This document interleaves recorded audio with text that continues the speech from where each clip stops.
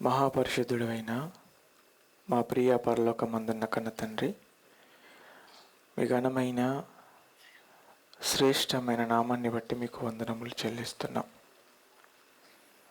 ఎన్నో దినాల ప్రణాళికలో భాగంగా నిర్వహించబడుతున్నటువంటి 2 రోజుల సభలలో అపారమైన ప్రేమను బట్టి మొదటి రోజులోనికి మమ్మల్ని అందరినీ క్షేమంగా ప్రవేశపెట్టినందుకు మీకు వందనములు. ఈ మొదటి రోజు సభలో మొదటి వర్తమానంగా నాయన కొన్ని ప్రాముఖ్యమైన విషయాలు మీ పిల్లలమైన మేమందరం ఆలోచించడానికి, నేర్చుకోవడానికి సిద్ధపడుతుండగా తోడుగా ఉండండి. వినబడుతున్న ప్రతి మాటను మా హృదయం అనే పలకలపైన వ్రాసుకొని వాటి ప్రకారంగా జీవించుటకు తండ్రిగా సహాయం చేయమని యేసుక్రీస్తు వారి పేరిట ఈ ప్రార్థన మీకు సమర్పిస్తున్నాము తండ్రి. ఆమెన్. దేవుని యొక్క వాక్యం పట్ల ఆసక్తితో కూడి వచ్చిన దేవుని పిల్లలైన మీ అందరికీ మన ప్రభువును రక్షకుడైన యేసుక్రీస్తు వారి పేరిట నా శుభములను తెలియచేస్తున్నాను. ప్రియమైన దేవుని వాళ్ళారా, ప్రతి మనిషి జీవితంలో మిత్రులు ఉంటారు, అలాగే శత్రువులు అనుకునేవారు కూడా ఉంటారు. మిత్రులైన వారిని ప్రేమిస్తారు, శత్రువులు అనుకున్న వారిని ద్వేషిస్తారు. ఎందుకు మిత్రులు అనుకున్న వారిని ప్రేమిస్తారన్నప్పుడు వారి వలన సంతోషం కలగడాన్ని బట్టి, శత్రువు అనుకున్న వారిని ఎందుకు ద్వేషిస్తారన్నప్పుడు వారి వలన కొన్ని సందర్భాలలో నష్టం కలగడం, బాధ కలగడం, కన్నీటికి వారు కారకులుగా మిగలడాన్ని బట్టి. అంటే మన జీవితంలో శత్రువు అనుకునే వారిని ద్వేషిస్తూ వారి వలన కలిగినటువంటి ఇబ్బందిని బట్టి వారి విషయంలో కఠినంగా వ్యవహరించడం అనేది చేస్తూ ఉంటాం. వాస్తవానికి అలా మనల్ని బాధ పెట్టినా, ఇబ్బంది పెట్టినా, మన కన్నిటికి కారకులైన, మన శత్రువులుగా భావిస్తున్న వారి విషయంలో మనల్ని ఎలా ప్రవర్తించమని బైబిల్ చెప్పింది అన్నది ఒకసారి మనం బైబిల్లోకి వెళ్ళి మన రక్షకుడైన యేసుక్రీస్తు వారి నోట పలికిన మాట ఈ సందర్భంలో మనం చూద్దాం. మత్తయి సువార్త 5వ అధ్యాయము 43, 44 వచనాలు జాగ్రత్తగా ప్రతి ఒక్కరూ కూడా బైబిల్ తెరిచి చూడవలసిందిగా ప్రేమతో తెలియచేస్తున్నాను. మత్తయి సువార్త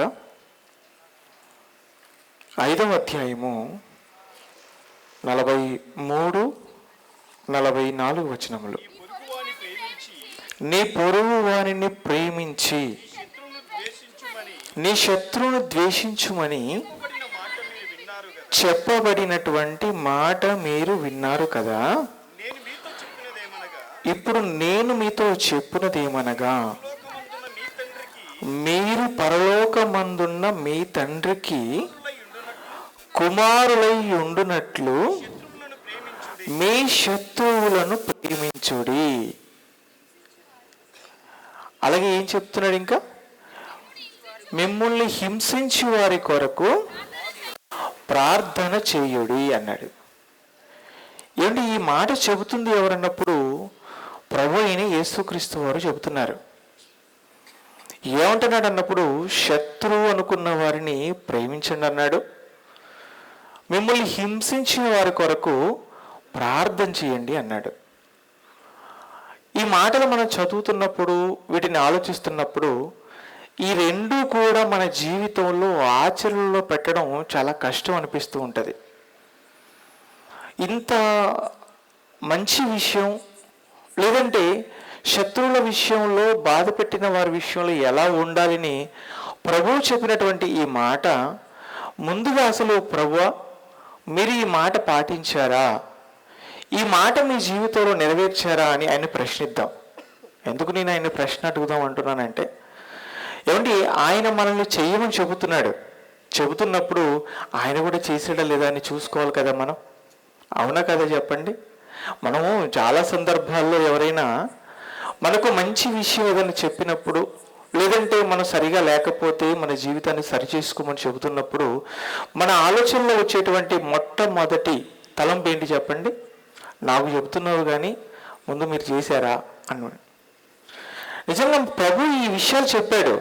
మరి ఈ విషయాలు ప్రభు ఆయన జీవితంలో పాటించాడన్నప్పుడు తూచా తప్పకుండా 100% పాటించిన వ్యక్తిగా ప్రభు అయిన యేసుక్రీస్తు వారు మనకు కనబడతారు. నిజంగా ఆయన జీవితంలో శత్రువులను ప్రేమించాడన్నప్పుడు ప్రేమించాడండి. ఎంత ప్రేమించాడు అనంటే మన జీవితం మొత్తం కూడా మనం శత్రువులు అనుకున్న వారిని ఎప్పటికీ కూడా ఆయన ప్రేమించిన స్థాయిలో మనం ప్రేమించలేం. అంత ప్రేమించాడు ప్రభు. ఇప్పుడు మీకు మరొక ప్రశ్న రావచ్చు, అసలు యేసుక్రీస్తు వారికి శత్రువులు ఉన్నారండి అని. నిజంగా ఆయనకి శత్రువులు ఉన్నారు. ఏ శత్రువులు ఉన్నారు అని అంటే, ఆయన శత్రువులు అనుకున్నవారు లేరు కానీ ఆయనను శత్రువు అనుకున్నవారు మాత్రం ఉన్నారు. మీకు అర్థమైందండి? ఆయన జీవితంలో ఆయన ఎవరిని శత్రువుగా భావించలేదు, కానీ ఆయనను శత్రువుగా భావించిన వారు మాత్రం చాలామంది ఉన్నారు. ఆ వరుసలో చెప్పాలి అంటే ముందుగా మనకు కనబడేది శాస్త్రులు, పరిసయ్యులు. ఏమండి, ఈ శాస్త్రులు, పరిసయ్యులు ఎవరున్నప్పుడు ఒక మాటలో చెప్పాలంటే ఆ కాలానికి వారు బోధకులు అని చెప్పొచ్చు. ఏమండి, వారు బోధకులుగా ఉన్నారు. బోధకులుగా ఉన్నవారండి యేసుక్రీస్తు వారు వాక్యాన్ని ప్రకటించినటువంటి ఆ కాలంలో ఆయన ఎక్కడ వాక్యం చెబుతున్నా కానీ ఎవరు మిస్ అయినా, ఎవరు అటెండ్ అయినా అవ్వకపోయినా వీరు మాత్రాన్ని ఖచ్చితంగా వెళ్ళేవారండి. ఆయన ఎక్కడికి వెళ్తే అక్కడికి వెళ్ళేవారు. ఆయన చెప్పే ప్రతి మాట జాగ్రత్తగా వినేవారు. నిజంగా చెప్పాలంటేనండి, ఎంత జాగ్రత్తగా వినేవారంటే ప్రభువు నోట వస్తున్నటువంటి ప్రతి మాటను చాలా చాలా ఆసక్తితో శ్రద్ధగా వినేవారు. నిజంగా అంత జాగ్రత్తగా వింటున్నారు అని అంటే నేర్చుకోవడానికి, బ్రతుకులు మార్చుకోవడానికి అంటే పొరపాటు. వారు ఎందుకు జాగ్రత్తగా విన్నారు అంటే ప్రభు అయిన యేసుక్రీస్తు వారిని తప్పు పట్టాలని. ఏమండి, తప్పు పట్టాలని కూడా జాగ్రత్తగా వింటారా? వాక్యం అన్నప్పుడు వింటారండి. కొంతమంది చూడండి, వస్తారు, చక్కగా కూర్చుంటారు, వాక్యం చెబుతున్నప్పుడు వింటూ ఉంటారు. వీరి దృష్టి అంతా దేని మీద ఉంటుందంటే వారు చెబుతున్నటువంటి మంచి మాటలపైన ఉండదు, కానీ ఆ మాటల్లో ఎక్కడ తప్పు దొరుకుతుందేమో పట్టుకుందామన్న దృష్టితోనే వింటూ ఉంటారు. ఇది మంచి లక్షణం అన్నప్పుడు కాదండి. ఇక వీరు ఎక్కడికి ప్రభు వెళ్తున్నారు, ఆయన ఎక్కడ వాక్యం చెబుతున్నా వింటున్నారు, ఎలాగైనా ఆయన తప్పు పట్టాలని చాలా ప్రయత్నాలు చేశారు. అంతేకాదండి, ఒకానొక సందర్భంలో ప్రభువుని చంపాలని పన్నాగం కూడా పన్నారు. ఎందుకు అన్నప్పుడు ఆయన్ని వారు శత్రువుగా భావించారు కనుక. నిజంగానండి, వీరేమో ఆయన్ని చంపాలని అనుకున్నారు, కానీ ప్రభు ఏం చేశాడు తెలుసా అండి? వారిని చాలా ప్రేమించాడండి. ఎవరిని? శాస్త్రుల్ని, పరిసయ్యుల్ని చాలా ప్రేమించాడు కనుకనే వారి గురించి అండి ఒక అధ్యాయం అంతా మాట్లాడాడు ప్రభు. ఇంతకీ వారి గురించి ప్రత్యేకంగా మాట్లాడిన అధ్యాయం ఏంటి అన్నప్పుడు మీకు వెంటనే గుర్తుకు రావాల్సింది ఏంటన్నప్పుడు మత్తయి సువార్త 23వ అధ్యాయం. ఏమండి, అక్కడ వారి గురించి ఎలా మాట్లాడుతున్నాడు ప్రభు ఒక్కసారి మనం చూద్దాం. మత్తయి సువార్త 23వ అధ్యాయము. ఏమండి, మత్తయి సువార్త 23వ అధ్యాయము 3వ వచనం నుండి చూడండి. 2వ వచనం నుండి చూద్దాం, బాగుంటుంది. శాస్త్రులను, పరిసయ్యులను మోషే పీఠం ముందు కూర్చుండేవారు కనుక వారు మీతో చెప్పు వాటిని అన్నిటినీ అనుసరించి గైకొనుడి, అయినను వారి క్రియల చొప్పున చేయకుడి, వారు చెప్పుదురే కానీ చెయ్యరు అని ప్రారంభించాడండి. ఏమండి, అలా ప్రారంభించి క్రిందకు వెళ్ళేటప్పటికి క్రింది వచనాల్లోనండి ఎలా మాట్లాడుతున్నాడు? 13వ వచనం చూడండి, ఆయన ఏమంటున్నాడు అక్కడ? అయ్యో వేషధారులైన శాస్త్రులారా, పరిసయ్యులారా అన్నాడు. ఏమండి, 15వ వచనం చూడండి, అక్కడ ఏమంటున్నాడు? అక్కడ కూడా అయ్యో వేషధారులైన శాస్త్రులారా, పరిసయ్యులారా అన్నాడు. అలాగే 16వ వచనంలో చూడండి ఏమంటున్నాడు? అయ్యో అంధులైన మార్గదర్శకులారా అన్నాడు. ఏమండి, ఇలా మనం క్రిందకి వెళ్ళేటప్పుడు 23వ వచనంలో కూడా ఒక మాట అంటున్నాడు చూడండి. అయ్యో వేషధారులైనటువంటి శాస్త్రులారా, పరిసయ్యులారా, అన్నాడు. 27వ వచనం చూడండి, అక్కడ కూడా ఏమంటున్నాడు? అయ్యో వేషధారులైన శాస్త్రులారా, పరిసయ్యులారా అన్నాడు. 29కి వెళ్ళేటప్పటికి అక్కడ కూడా ఇదే మాట మాట్లాడుతున్నాడు. ఏమండి, ఈ మాటలన్నీ చదువుతున్నప్పుడు మనకి ఏమనిపిస్తుందంటే, ఏమండి ఇక్కడ యేసుక్రీస్తు వారు వారిని ప్రేమించి మాట్లాడేట్టుగా మనకు కనబడడం లేదు, కానీ ప్రారంభం నుండి వారిని విపరీతంగా తిడుతున్నట్లుగా కనబడుతుంది కదా అని మీకు అనిపించవచ్చు. అంతే కదండి, వారిని తిడుతున్నట్లుగా కనిపిస్తుంది కదా అన్న ఆలోచన మీకు రావాలి ఖచ్చితంగా. నిజంగానండి, తిడుతున్నాడా అంటే నిజంగా తిడుతున్నాడు. ఎందుకు తిడుతున్నాడు అన్నప్పుడు వారి మీద ప్రేమ ఉంది కనుక తిడుతున్నాడు. ఏమండి, మనకు బాగా తెలిసినటువంటి మాట ఏమండి, మేలు కోరు స్నేహితుడు ఏం చేస్తాడు చెప్పండి? గాయం చేస్తాడు. పగవాడు ఏం చేస్తాడట? లెక్కలేని ముద్దులు పెడతాడట. అంటే మన మేలు కోరుకునేవారు, మన మంచి కోరుకునేవారు, మన జీవితం బాగుండాలని కోరుకునేవారు, మనం మంచిగా బ్రతుకుతుంటే చూసి ఆనందించాలని ఆశపడేవారు ఎవరైనా ఏం చేస్తారన్నప్పుడు, మనం తప్పు మార్గంలో వెళుతున్నా, తప్పుడు మాటలు మాట్లాడుతున్నా, సరైన ప్రవర్తన కలిగి ఉండకపోయినా ఖచ్చితంగా మనల్ని గద్దించి కోపం చేసుకొని మనల్ని సరైన మార్గంలో పెట్టాలని ప్రయత్నం చేస్తారు. ఇక్కడ యేసుక్రీస్తు వారు కూడా ఇన్ని సందర్భాల్లో వాళ్ళని తిడుతున్నారంటే దాని వెనక ఏముందన్నప్పుడు వారి పట్ల ఆయనకు ఉన్నటువంటి ప్రేమ. ఏంటి ఆ ప్రేమ అన్నప్పుడు, వీరిని కూడా మార్చాలి. ఏమండి, ఇంతకు వారిని మార్చాలని ప్రభు ఎందుకు ఆలోచించుంటాడు అన్నప్పుడు, ఆ రోజు సమాజానికి వారు బోధకులుగా ఉన్నారు కనుక. అంటే బోధకులైన వారిని మార్చి సరైన మార్గంలో పెట్టగలిగితే వారు చేస్తున్నటువంటి బోధ వింటున్న అనేక మంది జీవితాలు మారిపోతాయి. అంటే బోధకుడు మారితే సంఘం మారిపోతుంది. ఒక్కడు మారితే 100 మంది నిలబెట్టగలడు. కనుక ఎలాగైనా వీరిని తిట్టైనా సరే వీరిని దారిలో పెట్టాలని ప్రభు ప్రేమించి వారిని సరిచేసే ప్రయత్నం చేశాడు. అంటే నిజంగా ఆయన శత్రువుగా భావించిన వారిని కూడా ఆయన ప్రేమించి వారిని బాగు చేయాలనుకున్నాడండి. ఎంత గొప్పవాడు చూడండి మన ప్రభు. అంటే శత్రువులను కూడా ఆయన చెప్పిన విధంగా ప్రేమించాడన్నప్పుడు ప్రేమించాడు. అంతేకాదు, మనం చదువుకున్నటువంటి మత్తయి సువార్త 5వ అధ్యాయము 44వ వచనంలో మరొక మాట కూడా ఉంది. ఏంటా మాట? ఏమండి, మిమ్మల్ని హింసించి వారి కొరకు ఏం చేయమన్నాడు? ప్రార్థన చేయండి అన్నాడు. నిజంగా ప్రభు తనని హింసించే వారి కొరకు ప్రార్థన చేశాడా అన్నది మనం ఒకసారి ఆలోచిస్తే అది కూడా చేశాడండి. ఆయన ఎంత హింసించారన్నప్పుడు యూదులైన వారు, రోమా ప్రభుత్వంలో ఉన్నటువంటి సైనికులు కానీ ఎంత బాధ పెట్టారు ఆయన సిలువ వేసే సమయంలో చెప్పండి. ఏమండి, తలకు ముళ్ళ కిరీటం పెట్టారండి, పెట్టారు, కొరడాలతో కొట్టారు, చెక్క మ్రాను ఆయన భుజాల పైన పెట్టారు. ఆ గొలగత కొండపైకి ఆయనను ఊరు మధ్యలో నుంచి నడిపించుకొని తీసుకొని వెళుతున్నప్పుడు ఎన్ని మాటలు ఆయన అన్నారు, ఆయన ముఖం మీద ఉమ్మి వేశారు, ఎంత బాధ పెట్టారు ఆయన్ని, ఎంత హింసించారు.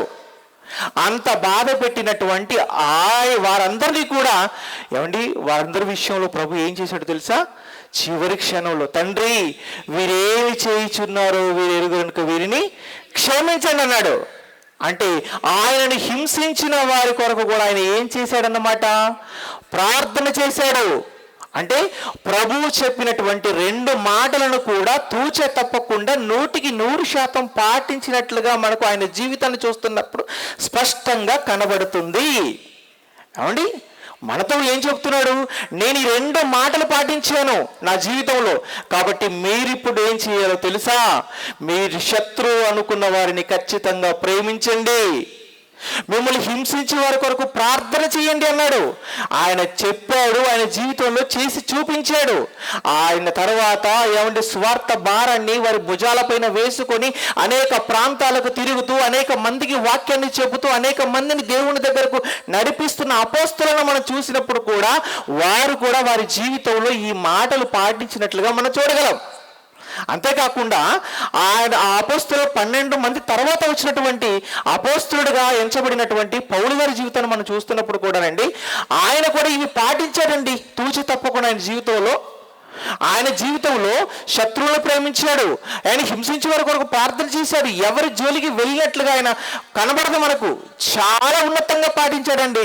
అందుకే ధైర్యముతో గుండె మీద చెయ్యి వేసుకొని పౌలు గారు చెప్పినటువంటి ఒక మంచి మాట, ఒక్కసారి ఆ మాట చూద్దాం. కొరింథీయులకు రాసినటువంటి మొదటి పత్రిక 11వ అధ్యాయము మొదటి వచనం చూడండి. ఆయన ఏం చెప్తున్నాడు పౌలు గారు? నేను క్రీస్తును పోలి నడుచుకొనుచున్న ప్రకారము మీరును నన్ను పోలి నడుచుకొనుడి. నేను నా జీవితంలో యేసుక్రీస్తు వారిని పోలి ఎలాగైతే నడుచుకొనుచున్నానో మీరందరూ కూడా, కొరింథీలో ఉన్న మీరందరూ కూడా అలాగే నడుచుకుని, నన్ను చూసి అలాగే నడుచుకోండి, మీరు అలాగే ఉండండి అని చెప్తున్నాడండి. నిజంగా యేసుక్రీస్తు వారిని బ్రతుకుతున్నాను, నన్ను చూసి మీరు నాలాగా బ్రతకండి అని చెప్పాలంటే ఎంత ధైర్యం ఉండాలి.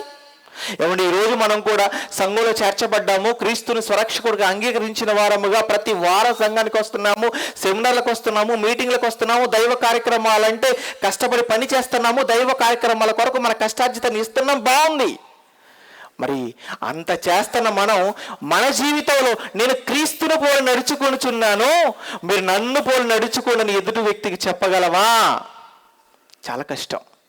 కానీ పౌలు గారు చెప్తున్నారు ఆ మాట. నిజంగా పౌలు గారు అనగానేనండి, ఆయనను తక్కువ అంచనా వేయకూడదు. ఎందుకన్నప్పుడు ఆయన చేసినటువంటి సువార్త చాలా గొప్పదండి. ఆయన ఎన్ని ప్రాంతాలకు తిరిగాడు, ఎన్ని సంఘాలు కట్టాడు. అలాగే క్రొత్త నిబంధనలో మనకు కనబడుతున్నటువంటి 27 పుస్తకాలలో సుమారు 14 పుస్తకాలు ఆయన రాసినట్టు కనబడుతుంది. ఆ పుస్తకాలు చదువుతున్నప్పుడు పౌలు గారు ఎంత జ్ఞానవంతుడో కూడా మనకు అర్థమవుతుంటుంది.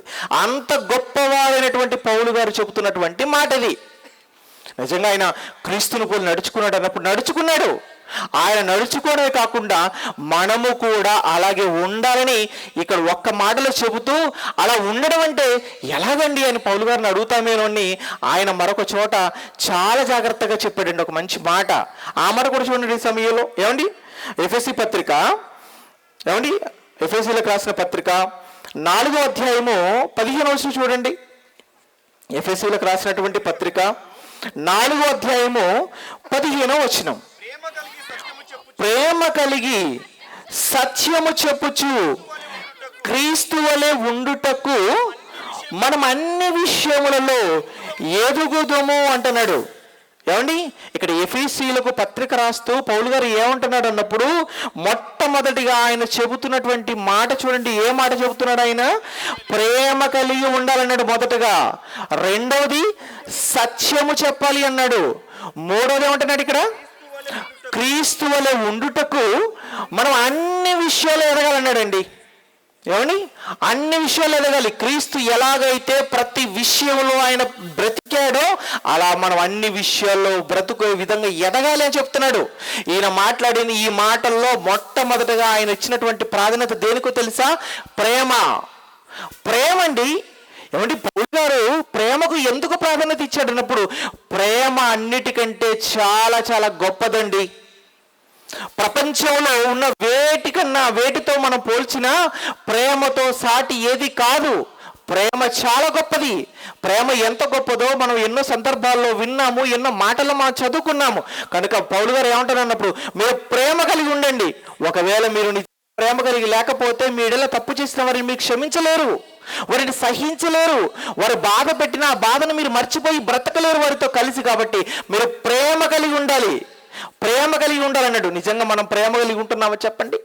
ఈరోజు సమాజాన్ని చూస్తున్నప్పుడు కానీ, సంఘాల్లో ఉన్నటువంటి క్రైస్తవులను చూస్తున్నప్పుడు కానీ ప్రేమలు కనిపించడం లేదండి. ఏం కనిపిస్తున్నాడు? పగలు కనిపిస్తున్నాయి, ద్వేషాలు కనిపిస్తున్నాయి, అసూయలు కనిపిస్తున్నాయి, కక్షలండి.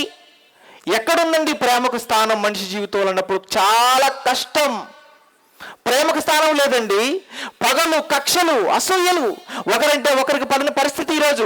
ఏమండి, ఈరోజు సంఘాల్లో కానీ, సమాజంలో కానీ, ప్రపంచంలో ఎక్కడ చూసినా మనుషులు ప్రేమగా కలిసి మెలిసి బ్రతకడానికి ఇష్టపడని పరిస్థితి మనం చూస్తున్నాం.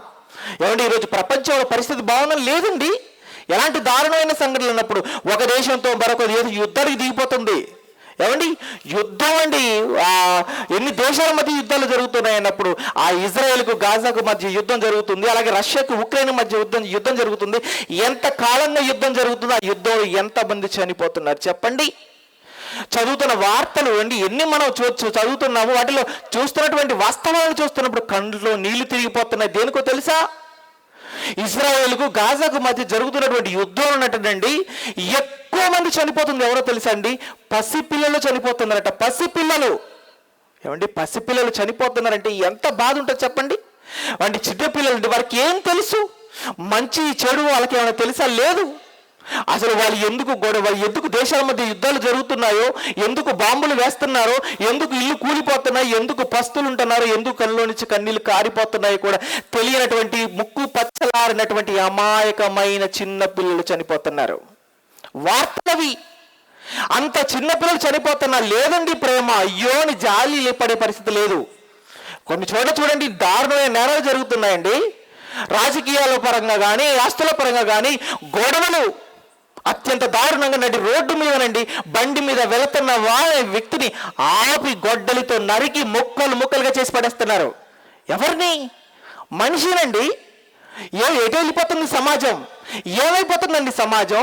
ఒక మనిషి పట్ల ఒక మనిషి ప్రేమ కలిగి జీవించాల్సింది పోయి ప్రేమను లేకుండా కక్షలు పగలతో చంపుకుంటున్నారు, నరుక్కుంటున్నారండి. ఏమండి, ఒకప్పుడు ఎలాంటి వాతావరణంలో మన పెరిగిన మన బాల్యత ఒకసారి జ్ఞాపకం చేసుకోండి.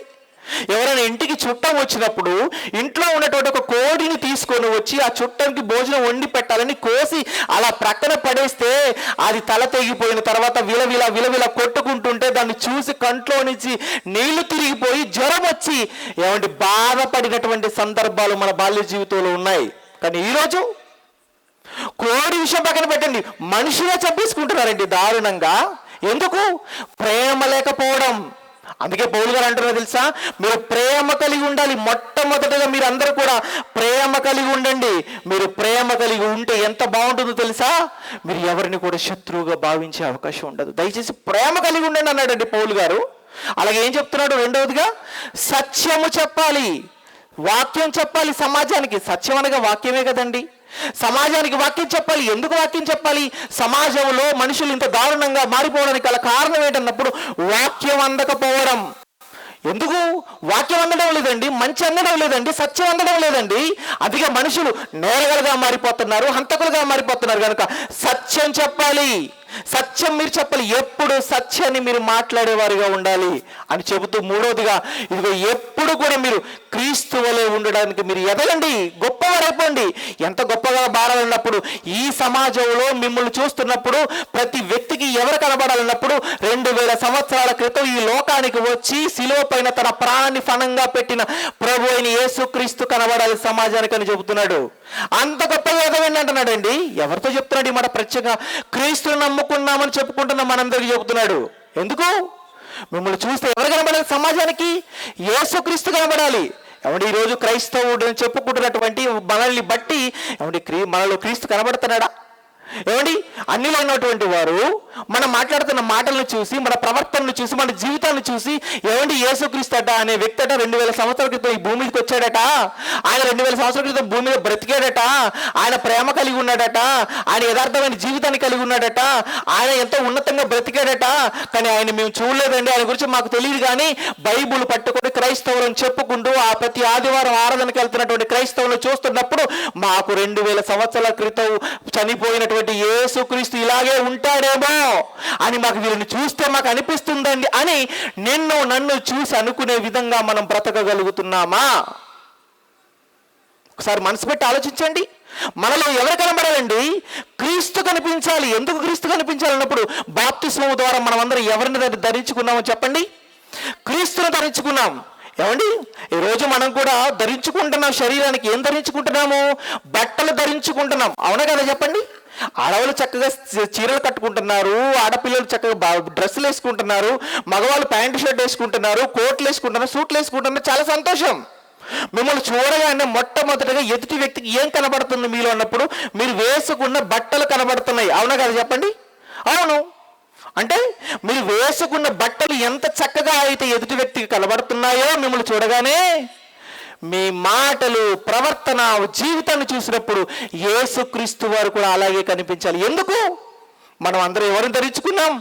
ప్రభువును ధరించుకున్నాం కనుక ఆయన ధరించుకున్నటువంటి మనలో ప్రభువు కనబడాలండి. ఆయన ధరించుకున్న మనలో ఆయన కనబడాలి. అంత గొప్పగా మనం ఎదగాలి అని పౌలు గారు చక్కగా చెబుతున్నాడు మనకి. శత్రువును కూడా ప్రేమించడమే కాదు, ఇదిగో ప్రేమ కలిగి ఉండాలి, సత్యం చెప్పాలి, అన్ని విషయాల్లో క్రీస్తు వలె ఉండే విధంగా మనం ఎదగాలి అని ఆయన చెబుతున్నాడు. నిజంగా అంత గొప్పగా మనం ఎదిగితే ఎలా ఉంటుంది అన్నప్పుడు మన జీవితంలో శత్రువు అనేవారు ఉండరండి. శత్రువు అనేవారు ఉండరు. అందరి ఎడల మనం ప్రేమ చూపిస్తాం. నిజంగా ఒకవేళ ఇంత విన్నా తర్వాత నిన్ను శత్రువు అనుకునేవాడిని అలాగే చూస్తానండి, అలాగే దూరంగా పెడతానని అంటే, బైబిల్లో ఎన్నో సందర్భాలు, ఎన్నో మాటలు మన కొరకు రాయబడ్డాయి. అవన్నీ కూడా మన జీవితంలో నెరవేర్చిన వారం కాకుండా పోతాం మనం. ఏమని రాయబడ్డాయి? నువ్వు శత్రువు అనుకునే వారి పట్ల ఎలా ప్రవర్తించాలో రాయబడింది. ఎలా ప్రవర్తించాలి చూస్తారు ఒకసారి, ఎలా ప్రవర్తించాలని చెప్పాడు. మన శత్రువు అనుకునే వారి పట్ల చూడండి, సామెతల గ్రంథం 25వ అధ్యాయము 21వ వచనం. నీ పగవాడు అనగా నీ శత్రువు, నువ్వు శత్రువు అనుకుంటున్నవాడు ఆకలిగొని ఉన్న ఎడల వాడికి భోజనం పెట్టు. దప్పిగొని ఉంటే అతనికి నువ్వు దాహమేమో దాహానికి నీళ్ళు ఇవ్వంటున్నాడండి. ఏమండి ఇంకేం చెప్తున్నాడు కిందకి వెళ్ళేటప్పటికి? అట్లు చేయట చేత వాని తల మీద నిప్పులు కుప్పగా పోయిదువు అంటున్నాడు. ఏమండి ఇక్కడ ఏం చెప్తున్నాడు అన్నప్పుడు, నీ పగవాడు ఆకలితో ఉంటే వాడికి ఏం పెట్టమంటున్నాడు? అన్నం పెట్టు. దాహముతో ఉంటే నీళ్ళిచ్చి దాహాన్ని తీర్చంటున్నాడు. ఒకవేళ పౌలు గారు చెప్పినటువంటి ఆ మాటలు మన జీవితంలో మనం పాటించకపోతే ఈ మాట ఎలా నెరవేర్చిన వారు అవుతాం చెప్పండి? ఏమంటున్నాడు ఇక్కడ? పగవాడు, నువ్వు ఎవరిని పగవాడు అనుకుంటున్నావు? నీ ఇంటి పక్క వాళ్ళని పగవాడు అనుకుంటున్నావా? నీ ఇంటి ముందు వారిని పగవాడు అనుకుంటున్నావా? లేదంటే నీతో గొడవ పెట్టుకున్నటువంటి వ్యక్తిని నువ్వు శత్రువుగా భావిస్తున్నావా? అలా నువ్వు అనుకుంటున్నటువంటి వారిని ఎవరి అయినా సరే నువ్వు ఆ వ్యక్తి విషయంలో ఏం చేయాలో తెలుసా? అతన్ని పిలిచి అతనికి భోజనం పెట్టంటున్నాడు. నువ్వు భోజనం పెట్టాలి. ఎవరికి? శత్రువుకండి. ఏమండి శత్రువుకి భోజనం పెట్టేంత మనసు మనకు ఉందా చెప్పండి? మనం ఎలాంటి పరిస్థితుల్లో ఉన్నాం? ఏమండి మనకి ఎవరైనా నచ్చని వారు, మనం ఎవరైనా శత్రువు అనుకుంటున్నటువంటి వారు అలా మన కన్నుల ముందు కనబడితే చాలండి, మన కళ్ళు ఎరిపెక్కిపోతాయి, మన ముఖం అంతా ఎర్రగా అయిపోతుంటుంది, పళ్ళు పటపట కొరికేస్తూ ఉంటాయి. ఎందుకు? కోపం. ఆ సమయంలో కానీ నిజంగా కర్ర దొరికితే కర్రతో, కత్తి దొరికితే కత్తితో పొడి చంపేయాలనుకుంటాం. అంటే అలాంటి పరిస్థితుల్లో మనం ఉన్నాం. అలా ఉండకూడదండి. ఏం చెప్తున్నాడు అన్నప్పుడు, పిలిచి భోజనం పెట్టంటున్నాడు. నిజంగా శత్రువు అనుకునే వాడికి భోజనం పెట్టాలన్నప్పుడు పెట్టమని దేవుడు చెప్తున్నాడు. దాహానికి నీళ్ళు ఇవ్వమంటున్నాడు. నిజంగా అలా చేస్తే ఏం జరుగుతుంది అన్నప్పుడు, నువ్వు శత్రువుగా అనుకుంటున్న వారు, లేదంటే నిన్ను శత్రువుగా అనుకుంటున్న వారు కూడా నీకు మిత్రుడుగా మారిపోతాడు. తెలుసా మీకు? మిత్రుడిగా మారిపోతాడు. ఎంత మిత్రుడిగా మారిపోతారంటే, ఏమండి ఒక్కసారి మీరు ప్రయత్నించి చూడండి. మీరంటే ఎవరికైతే నచ్చదో, లేదంటే మీకు ఎవరు నచ్చరో వారిని ఇంటికి పిలిచి కూర్చోబెట్టి మంచిగా భోజనం పెట్టి చూడండి. ఏమైపోతాడో తెలుసా? అసలు నేను ఏమనుకున్నాను ఎవరి గురించి? నేను ఎప్పుడు తప్పుగా అనుకుంటూ ఉన్నాను, తప్పుగా ప్రచారం చేస్తూ ఉన్నాను, అసలు వీళ్ళంటే నాకు పడదు, కానీ నన్ను ఇంటికి పిలిచారే, నాకు భోజనం పెట్టారే, నాకు నీళ్ళు ఇచ్చారే, అసలు ఇంత ప్రేమ చూపిస్తున్నటువంటి వీరిని ఇంతకాలం నేను అపార్థం చేసుకున్నాను. అసలు ఇక్కడ నుంచి నేను అపార్థం చేసుకోవద్దు, ఇక్కడ నుంచి నేను ప్రేమ చూపిస్తాను అని నీ పట్ల ఉన్నటువంటి చెడు అభిప్రాయాన్ని మానుకొని నీకు శత్రువు అనుకున్నవాడు కూడా మిత్రుడిగా మారిపోతాడు. ఏమండి బైబిల్ చెప్పింది 100% వాస్తవం. నిజంగా అలా చరిత్రలో జరిగినటువంటి సందర్భాలు ఏమైనా ఉన్నాయన్నప్పుడు ఒక సందర్భం మనకు కనబడుతూ ఉంటుందండి. ఒకసారి ఆ సందర్భం చూడండి ఎంత బాగుంటుందో. రాజుల 2వ గ్రంథం 6వ అధ్యాయము, రాజుల 2వ గ్రంథం 6వ అధ్యాయం 23వ వచనం చూడండి. రాజుల 2వ గ్రంథము 6వ అధ్యాయము 23వ వచనం నుండి చూడండి. అతడు వారి కొరకు విస్తారమైన భోజన పదార్థములను సిద్ధపరచగా వారు అన్నపానములు పుచ్చుకొని రాజు సెలవు పొంది తమ యజమాని యొద్దకు పోయిరి. అప్పటి నుండి సిరియనుల దండువారు ఇశ్రాయేలు దేశములోనికి వచ్చుట మానిపోయెను అంటున్నాడు. ఏమని? ఇక్కడ రాజు కనబడుతున్నాడు. ఆ రాజు కొందరికి మంచి భోజన పదార్థాలన్నీ ఏర్పాటు చేసి వారికి తృప్తిగా భోజనాన్ని ఏర్పాటు చేసి వారికి భోజనం పెట్టాడు. ఆ తర్వాత ఈ రాజు దగ్గర సెలవు తీసుకొని వారి యజమాని దగ్గరికి వెళ్ళినటువంటి వ్యక్తులు కనబడుతున్నారు. ఇంతకీ ఇక్కడ భోజనం పెట్టిన రాజు ఎవరు? ఆ భోజనం చేసిన వారెవరు? అసలు ఇక్కడ ఏం జరిగిందని మనకు తెలియాలంటే ఇదే అధ్యాయము మనం 1వ వచనం నుండి కాకుండా 8వ వచనం నుండి మనం చూస్తే మనకు కనబడుతుంటుందండి. 8వ వచనం చూడండి ఒకసారి. ఇదే అధ్యాయము. ఆ సిరియా రాజు ఇశ్రాయేలుతో యుద్ధము చేయవలనని కోరి తన సేవకులతో ఆలోచన చేసి ఫలాని స్థలమందు మన దండుపేట ఉంచుదుమని చెప్పాను. ఏమండి, సిరియా రాజు కనబడుతున్నాడు, తన దగ్గర ఉన్నటువంటి వారిని పిలిచి వారితో చెప్తున్నాడు, ఏమో తెలుసా, ఇదిగో మనం ఇశ్రాయేలుతో యుద్ధం చేయాలి, ఇశ్రాయేలుతో యుద్ధం చేసి వారందరినీ మనం లోపరుచుకోవాలి అని ఇతను ఆలోచన చేసి వారితో పంచుకుంటున్నాడు ఆలోచన. ఆ తర్వాత ఏం చేశాడు అన్నప్పుడు, ఎక్కడ వారి అవకాశం దొరుకుతున్న మాట వేయాలి, వారిపైన వెంటనే అటాక్ చేయాలి, వారు లోపరుచుకోవాలని ఆలోచన కలిగి ఉండి ఎక్కడ అవకాశాలు ఉంటే అక్కడక్కడక్కడక్కడనండి వీరి సైన్యాన్ని మోహరింపజేస్తున్నాడు. అలా ఎన్ని సందర్భాల్లో ఈ సిరియా రాజు చేశాడో అన్ని సందర్భాల్లో కూడా విఫలమైపోయింది ఆయన ఆలోచన. ఎందుకు, ఎక్కడైతే ఈ సిరియా సైన్యం ఉంటుందో అక్కడ ఇశ్రాయేలు వారికి దొరకడం లేదు. ఇలా జరుగుతున్నప్పుడు ఆలోచన చేశాడు, ఏంటి అసలు నేను ఇంత పకడ్బందీగా ప్రణాళిక సిద్ధం చేసి వారి పైన దాడి చేసి వారిని గెలిచే ప్రయత్నం చేస్తున్న ప్రతిసారి ఎందుకు ఇది విఫలం అవుతుంది? నాకు తెలిసి మనలో ఎవరో ఒకరు ఇన్ఫార్మర్ ఉండొచ్చు, వారికి ఎప్పటికప్పుడు సమాచారాన్ని అందవేస్తున్నారేమో అని సిరియా రాజు ఆలోచన చేశాడండి. అప్పుడు తన దగ్గర ఉన్నటువంటి ఒక వ్యక్తి చెప్పినటువంటి మాట ఏమన్నాడంటే, అయ్యా మన దగ్గర అయితే ఇక్కడ విషయాలు అక్కడికి మోసుకొని వెళ్ళే వ్యక్తి ఎవరు లేరు, కానీ వారి దగ్గర ఒక ప్రవక్త ఉన్నాడు, గొప్ప ప్రవక్త. ఆ ప్రవక్త ఎంత గొప్పవాడంటే మన మనస్సులో ఏదనుకుంటాం అది కూడా తెలిసిపోద్ది ఆయనకి, అంత గొప్ప ప్రవక్త ఉన్నాడు అనగానే మనం అయితే ఇశ్రాయేల్ని విడిచిపెట్టి ఇప్పుడు మన ఫోకస్ అంతా ఎవరి మీద పెడదాం, అలాంటి ప్రవక్త మీద పెడదాం అనుకున్నారు. అక్కడికి వెళ్ళిపోవడం, ఆ తర్వాత ఏమండి వారికి గుడ్డితనం కలుగు చేయడం, ఆ తర్వాతనండి ఈ ఎవరైతే వచ్చారో ప్రవక్త కోసం వీరిని తీసుకుని వచ్చి ఇశ్రాయేల్ సమాజం మధ్యలో నిలబెట్టారండి. ఆ తర్వాత వాళ్ళు కన్నులు తెరవబడ్డాయి అంతే. ఎప్పుడైతే వారి కన్నులు తెరవబడ్డాయి, ఏడు చూసినా ఎవరు కనబడుతున్నారు వారికి? ఇశ్రాయేల్ సైన్యం, ఇశ్రాయేల్ కనబడుతున్నారు. ఏమండి, మిమ్మల్ని తీసుకువెళ్ళి ఆ పాకిస్తాన్ నడిబొడ్డులో వదిలేశారు అనుకోండి, మీకు ఎలా ఉంటుంది చెప్పండి పరిస్థితి? ఏమండి, బ్రతుకు మీద ఆశలు ఉంటాయా? ఎందుకు? ఈ దేశం ఏమనుకుంటుంది అన్నప్పుడు వారిని శత్రు దేశంగా భావిస్తుంది. అంటే శత్రు దేశంగా భావించినటువంటి వారి మధ్యలోనికి మనం వెళ్ళినప్పుడు మనకు వచ్చే ఒకే ఒక ఆలోచన ఏంటో తెలుసా? ఇక నేను బ్రతుకుతానన్న నమ్మకం నాకు ఇక లేదు, నన్ను వీళ్ళు చంపేస్తారు అని మనం అనుకుంటాం. అలాగే ఇశ్రాయేల్ మధ్య ఉన్నటువంటి ఈ సిరియన్లకి ఏమనుకుండొచ్చు ఆ సమయంలో అంటే, ఇక మేము బ్రతికే అవకాశమే లేదు, మమ్మల్ని ఇశ్రాయేల్ ఏం చేస్తారంటే చంపేస్తారు అని వారి జీవితం, వారి బ్రతుకు పైన వారికి నమ్మకం పోయిందండి. ఆ సమయంలో ప్రవక్త ఏమన్నాడు తెలుసా? ఇశ్రాయేల్ రాజు ఏమంటున్నాడు? ఈ మనం చదువుకున్నటువంటి మాట ఉంది కదా, 23వ వచనానికి పై మాట చదువుకుందాం. ఏమండి, 23వ వచనానికి పై మాట 21వ వచనం నుండి చదువుకుందాం. ఎప్పుడైతే వీరు దొరికారో అప్పుడు ఇశ్రాయేల్ రాజు మాట్లాడుతున్నాడు. ఏం మాట్లాడుతున్నాడు చూడండి. ఆ ఇశ్రాయేల్ రాజు వారిని పారజూసి, నాయనా వీరిని కొట్టుదునా అని ఎలీషాను అడుగగా, ఏమండి రాజు ఏమంటారు తెలుసా? దొరికారు మొత్తానికైతే, ఇప్పుడు ఏం చేయాలి? కొట్టమంటావా చెప్పు, నువ్వు ఒక్కసారి అనంతే కొట్టి చంపేస్తాం వాళ్ళని రాజు అడుగుతున్నాడు. ప్రవక్త చెప్పండి, మీరు ఇప్పుడు సిగ్నల్ ఇస్తారా వాళ్ళు వేసేస్తామంటున్నాడు. అప్పుడు ప్రవక్త అనొచ్చు చాలా సులువుగా, చంపేసేయండి అని. కానీ అప్పుడు ఆయన ఏమన్నాడు చూడండి. అప్పుడు ప్రవక్త, నీవు వీరిని కొట్టవద్దు, నీ కత్తి చేతనైనను నీ వింటి చేత నీవు చెరపట్టిన వారినైనను కొట్టుదువా?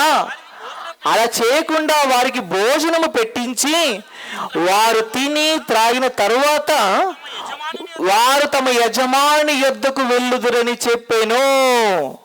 ఏమండి, శత్రువు అనుకున్న వారు వారి మధ్యలోనికి వచ్చినప్పుడు ఏమన్నాడు తెలుసా ప్రవక్త? నువ్వు వారిని కొట్టద్దు, వారిని చంపొద్దు, ఏం చేయి తెలుసా? వారికి మంచి భోజనం ఏర్పాటు చేసి వారి కడుపు నిండా భోజనం పెట్టి తిరిగి వారి యజమాని యొద్దకు వారికి పంపించన్నాడు. అంటే శత్రు చేతికి దొరికితే చంపాల్సింది పోయి భోజనం పెట్టి పంపించమని చెప్పడం ఏంటండి అని మనకు అనిపిస్తూ ఉంటుంది. ఎందుకు ఈ పని చేశాడో తెలుసా? ఎప్పుడైతే ప్రవక్త ఈ మాట చెప్పాడో అప్పుడు రాజు వారికి మంచి భోజనం ఏర్పాటు చేశాడు, వారి కడుపు నిండా భోజనం పెట్టేశాడు, వారిని జాగ్రత్తగా వారి యజమాని యొద్దకు పంపించాడు.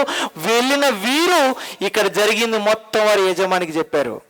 అయ్యా ఇది జరిగింది, మా పట్ల వాళ్ళు ప్రేమ చూపించారు, అసలు మమ్మల్ని చంపుతారని మేము అనుకుంటే మాకు మంచి భోజనం పెట్టి పంపించారయ్యా అని ఆ సిరియా రాజుకి ఎప్పుడైతే వీరు వెళ్ళిన తర్వాత చెప్పారో ఆ సిరియా రాజు మనసు మారిపోయింది. ఏంటి, నేను వారిపైన దాడి చేయాలనుకున్నాను, వారిని గెలవాలనుకున్నాను, వాళ్ళు లోపరుచుకోవాలనుకుంటే వీరేం చేశారు? ప్రేమను చూపించి నా తరపున వీళ్లకు మంచి భోజనం పెట్టి పంపించారంటే నిజంగా చాలా గొప్పవారు ఇశ్రాయేలీయులు. కనుక ఎప్పటికీ కూడా వారి మీదకి యుద్ధానికి వెళ్ళకూడదు అని తీర్మానం తీసేసుకున్నాడండి. అంటే శత్రువైన వాడికి ప్రేమతో నువ్వు భోజనం పెట్టగలిగితే అతని మనసు మారిపోతుంది, నువ్వు శత్రువు అనుకున్న వాడు కూడా నీకు మిత్రుడుగా మారిపోతాడు అనడానికి బైబిల్లో దేవుడు రాయించినటువంటి సజీవ సాక్ష్యంగా ఈ మంచి సందర్భం మనకు కనబడుతున్నప్పుడు అలా మనం ఉండకపోతే ఎలా చెప్పండి? అలా ఉండాలండి.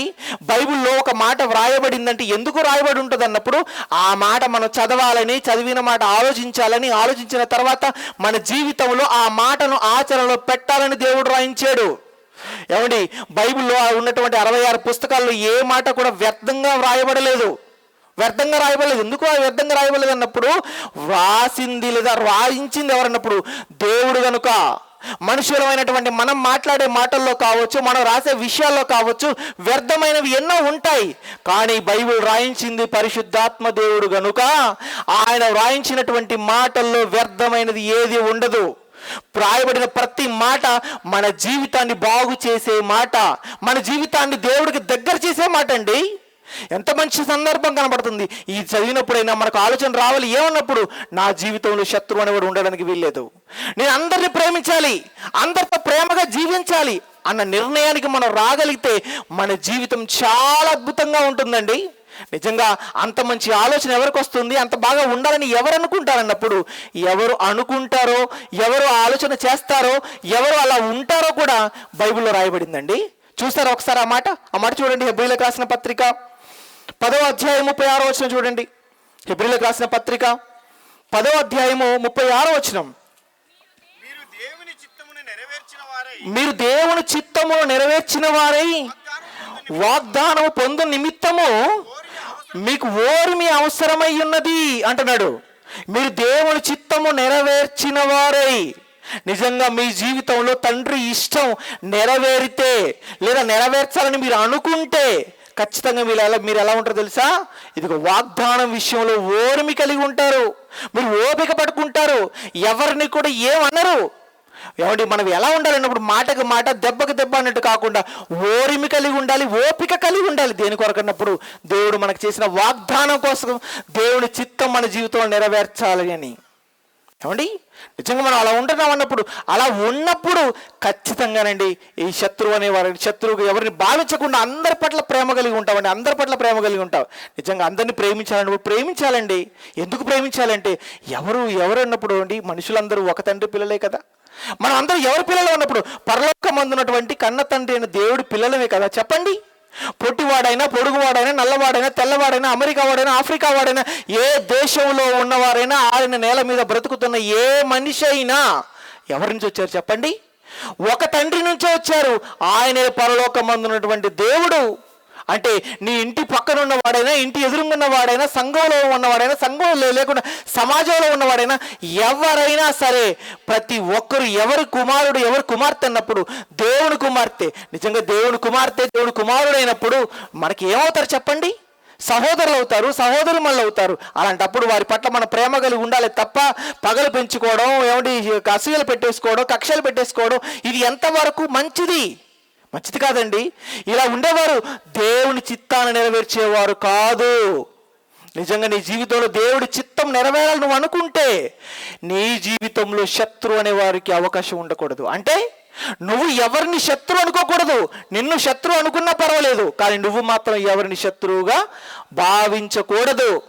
ఏమంటే అలా భావించకుండా అందరినీ అన్నదమ్ములుగా భావించి, అందరినీ అక్కచెల్లెలుగా భావించి, అందరి పట్ల ప్రేమ కలిగి జీవిస్తే ఎంత బాగుంటుంది చెప్పండి. జీవితం చాలా అద్భుతంగా ఉంటుంది. నిజంగా ఆయన ఇచ్చేటువంటి, ఆయన ఇస్తానన్న వాగ్దానం ఏంటన్నప్పుడు నిత్య జీవం. ఆ నిత్య జీవాన్ని మనం పొందుకోవాలంటే సహోదరులైన వారి పట్ల, సహోదరుల పట్ల, ఈ సమాజంలో వారందరి పట్ల మనం ప్రేమ కలిగి ఉండాలి తప్ప శత్రువుగా ఎవరిని మనం భావించకూడదు. ఎందుకండి శత్రుత్వం చెప్పండి? ఎందుకండి శత్రువులుగా భావించి, ఏమండి ఎలాంటి పరిస్థితుల్లో ఈరోజు ఉన్నారన్నప్పుడు కొంతమంది అండి బాధాకరమైన విషయం అంటే సమాజం గురించి పక్కన పెట్టేస్తే సంఘం గురించి ఆలోచిద్దాం. సంఘంలో ఎలా ఉంటున్నారండి? ఎవరి సంఘానికి ప్రతి ఆదివారం వస్తూ ఉంటారు, ప్రభు యొక్క శరీరానికి సాదృశ్యంగా ఉన్నటువంటి ఆ రొట్టెను తీసుకుంటుంటారు, రక్తానికి సదృశ్యమైనటువంటి ద్రాక్షరసాన్ని తీసుకుంటారు, ఏమంటే ఒకే రక్తంలో ఒకే శరీరంలో చెయ్యి వేస్తారు, కానీ ఒక్కటిగా మాత్రం ఉండని పరిస్థితి. అవునా కదా చెప్పండి? వస్తారండి సంఘానికి, వచ్చి ఈవిడేం చేస్తాడు, ఆ మూల కూర్చుంటుంది, ఆవిడ ఈ మూల కూర్చుంటుంది, ఈవిడ వైపు ఆమె చూడదు, ఆవిడ వైపు ఈమె చూడదు. ఎందుకు? ఏమండి, ఆవిడతో నువ్వు మాట్లాడమంటే మాట్లాడను, నేను ఆమెకి నాకు పడట్లేదు. ఏంటి? ఒక సంఘంలో మీరు సభ్యులుగా చేర్చబడిన తర్వాత నాకు వాళ్ళంటే పడదు వీళ్ళంటే పడదు అని అంటే ఎంతవరకు మంచిది? నువ్వు నాకు వాళ్ళంటే పడదండి వీళ్ళంటే పడదండి నాకు వాళ్ళంటే నచ్చదండి నువ్వంటే ఒకానొక రోజు నువ్వంటే దేవుడికి పడకుండా పోతుంది.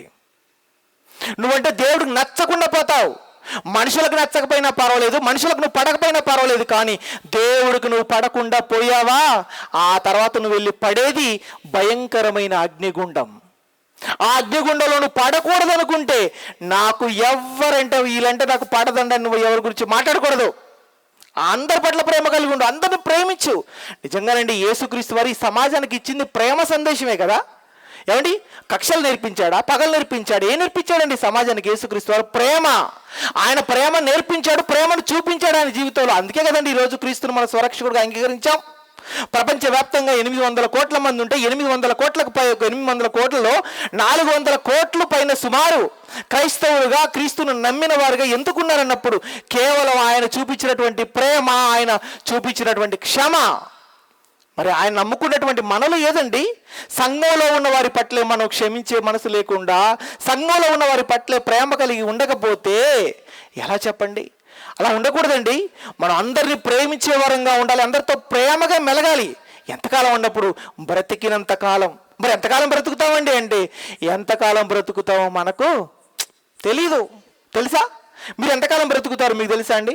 ఏమంటే నేను 100 ఏళ్ళు బ్రతుకుతానండి గ్యారంటీ అని మీరు ఎవరైనా అనగలరా? లేదు ఒక 70 ఏళ్ళు బ్రతికేస్తానండి గ్యారంటీ అని ఎవరైనా అనగలరా? లేదండి. ఎవరి జీవితం ఎప్పుడు ఎక్కడ ఎలా ముగిసిపోతుందో ఎవరికి తెలియదండి. నా జీవితం ఎలా ముగించబడుతుందో, మీ జీవితం ఎలా ముగించబడుతుందో మనకు తెలియదు. మనం ఎలాంటి వాళ్ళం అని చెప్పి యాకోబు గారు పత్రిక రాస్తూ చెప్పాడు. ఒకసారి చూడండి, ఆ మాట చూడండి, మనం ఎలాంటి వాళ్ళం అన్నాడు చూడండి. యాకోబు పత్రిక ఏమండి చూడండి, యాకోబు రాసినటువంటి పత్రిక ఏమండి 4వ అధ్యాయము 14వ వచనం చూడండి. రేపేమి సంభవించినో మీకు తెలీదు, మీ జీవం ఏ పాటిది, మీరు కొంతసేపు కనబడి అంతలో మాయమైపోవు ఆవిరి వంటి వారే అన్నాడండి. మీ జీవం ఏ పాటిది? ఇంతలో కనబడి అంతలో మాయమైపోవు ఆవిరి. ఆవిరి అంటే తెలుసు కదా, ఆవిరి అంటే తెలుసు కదండి. అవండి స్త్రీలు వంట చేస్తున్నప్పుడు అన్నం పైన కానీ లేదంటే కూర పైన కానీ మూత పెడుతుంది. మూత పెట్టి అవండి ఉడికిందో లేదో చూద్దామని ఆ మూత తీయగానే ఇలా వెళ్ళిపోతే చూసారండి, అదే ఆవిరి. ఆవిరి ఎంతసేపు ఉంటుంది చెప్పండి? ఇలా కనబడుతుంది, అలా మాయమైపోతుంది. దానితో మన జీవితాన్ని పోల్చాడు. అంటే ఆవిరి జీవితం అండి మనది. ఆవిరి లాంటి ఈ జీవితంలో మనం ఏం చేయాలన్నప్పుడు అందరి పట్ల ప్రేమ కలిగి ఉండాలండి. ఎవరి పట్ల శత్రుత్వం కలిగి ఉండకూడదు. అందరిని ప్రేమిద్దాం, అందరితో ప్రేమగా మెలుగుదాం. ఎంత ప్రేమగా అన్నప్పుడు నిజంగానండి ఉంటే వీళ్ళ ఉండాలండి, మాట్లాడితే వీళ్ళ ఉండాలండి. అసలు కోపమే లేదండి, అందరినీ ప్రేమిస్తారండి. ఏమండి ఎన్ని మాటలు ఒకవేళ ఆవేశంలో అన్నా తొందరలో అన్నా చేసుకుంటారండి. ఇప్పుడు అన్న మాట ఇప్పుడే మర్చిపోతారండి, మనసులో పెట్టుకోరండి. కక్షలు పెట్టుకునే వాళ్ళు కాదండి, మాటికి మాటలు గుర్తు పెట్టుకొని పొడిచే వాళ్ళు కాదండి, చాలా మంచి వాళ్ళండి అనే విధంగా మనం బ్రతకాలి. అలా మనం మన జీవితాన్ని కొనసాగించినప్పుడు, అంత ప్రేమగా మన జీవితం మనం నడిపినప్పుడు, మనం నడుచుకున్నప్పుడు మన జీవితంలో చాలా అద్భుతంగా ఉంటుంది. ఏమంటే మనం ప్రేమగా ఉందాం. ఈ జీవితం శాశ్వతం కాదు, ఎప్పుడు పోతుందో ఈ జీవితం తెలియదు, ఎప్పుడు ముగించబడుతుందో తెలియదు. కనుక ఎప్పుడు ముగించబడుతుందో తెలియనటువంటి ఈ జీవితంలో శత్రువు అని ఎవరిని అనుకోకుండా అందరి పట్ల ప్రేమ కలిగి జీవిద్దాం. నిజంగా ప్రేమ కలిగి జీవిస్తే ఎలా ఉంటుందని ఆ మధ్యకాలంలో ఒక సినిమాలో వచ్చినటువంటి ఒక సినిమా వచ్చిందండి. ఆ సినిమాలో హీరో డైలాగ్ చెప్పాలండి. ఏంటన్నాడు? ప్రేమిస్తే పోయేది ఉంది, మహా అయితే తిరిగి ప్రేమిస్తారన్నాడు. కాబట్టి సినిమా డైలాగ్. ఈ డైలాగ్ చెప్పగానే చూడండి మీరందరూ నవ్వుతున్నారు. అంటే మీకు అందరికీ సినిమా తెలుసు, ఈ డైలాగు తెలుసు అండి. అంటే సినిమాల గురించి ఉన్నటువంటి ఆ జ్ఞాపక శక్తి సినిమా పేరు చెప్పగానే, డైలాగ్ చెప్పగానే గుర్తొస్తుంది. కానీ బైబిల్లో ఉన్నటువంటి వచనాలు కానీ లేదంటే భక్తుల జీవితాల గురించి చెప్పినప్పుడు మనకు అంత బాగా గుర్తొస్తుందా? రాదు. నిజంగా ఆయన చెప్పినటువంటి ఆ డైలాగుతో ఆ సినిమానే హిట్ అయిపోయిందండి. నిజంగా నీ జీవితం, నా జీవితం కూడా దేవుని దృష్టిలో గొప్పగా ఉండాలి అంటే, హిట్ అవ్వాలంటే, ఒక మాటలో చెప్పాలంటే, మనం కూడా అందరినీ ప్రేమిద్దాం. ఎవరిని శత్రువు అనుకోకుండా ప్రేమిద్దాం. బ్రతికినంత కాలం ప్రేమను పంచుదాం. నిజంగా అలా మన జీవితం ఉన్నప్పుడు ఏమండి, క్రీస్తు సమాజానికి కనబడతాడు. మన జీవితంలో కనబడవలసింది క్రీస్తే కనుక ఆ క్రీస్తు ఈ సమాజానికి ఎప్పుడు కనబడాలంటే మనం ఏం చేయాలన్నప్పుడు ఎవరిని శత్రువు అనుకోకుండా జీవించాలి. కనుక ప్రేమైన దేవుని వారలారా, అందరం అందరి పట్ల ప్రేమగా ఉందాం, ప్రేమగా జీవిద్దాం. ఎవరిని శత్రువు అనుకోకుండా మనం ఉందాం. ఒకవేళ మనల్ని ఎవరైనా శత్రువు అనుకుంటున్నా ఇంటికి పిలిచి భోజనం పెట్టేవారుగా ఉందాం. అలా మన భక్తి జీవితాన్ని కొనసాగించి ఈ జీవితాన్ని ముగించుకొని దేవుడు ఉండేటువంటి పరమునకు చేరుకుందాం. ఓకే, ప్రార్థన చేసుకుందాం. అందరూ తలలు వంచండి. మహాపరిశుద్ధుడైన మా కన్న తండ్రి, మీ ఘనమైన నామానికి మీకు వందనములు చెల్లిస్తున్నాం దేవా. మరి మీ పిల్లలకు తండ్రి, మీ కుమారుడైనటువంటి యేసుక్రీస్తు వారు చెప్పిన మాట, శత్రువులను ప్రేమించండి అన్నాడు, హింసించే వారి కొరకు ప్రార్థన చేయండి అన్నాడు. ఆయన చెప్పిన మాటల్లో ఉన్నటువంటి సత్యం ఏంటో మీ పిల్లలకు నేను తెలియచేశాను. మీ పిల్లలు నాయన జాగ్రత్తగా విన్నారు. విన్నటువంటి మీ పిల్లలు నాయన విన్నటువంటి ప్రతి మాటను వారు హృదయం అనే పలకలపైన వ్రాసుకొని పదే పదే వాటిని నెమరు వేసుకుంటూ వారి జీవితాన్ని కొనసాగించి, వారి జీవితాన్ని ముగించి మీరున్న పరమునకు చేరుటకు సహాయం చేయమని, తర్వాత వర్తమానాన్ని అందించినటువంటి మీ కుమారుడికి తోడుగా ఉండండి. మంచి సమయోచితమైన జ్ఞానాన్ని అనుగ్రహించి వారి నోట ఉన్నతమైన జ్ఞాన సంగతులను, మా ఆత్మీయ జీవితానికి అవసరమైనటువంటి మాటలను మాకు అందించమని, ఈరోజు రేపు జరగనటువంటి సభల్లో మీరు తోడుగా ఉండండి. విజయవంతంగా జరిగించమని, మీకు మహిమకరంగాను మాకు ఆశీర్వాదకరంగా జరుగునట్లు సహాయం చేయమని యేసుక్రీస్తు వారి పేరిట ఈ ప్రార్థన మీకు సమర్పిస్తున్నాం తండ్రి. ఆమెన్.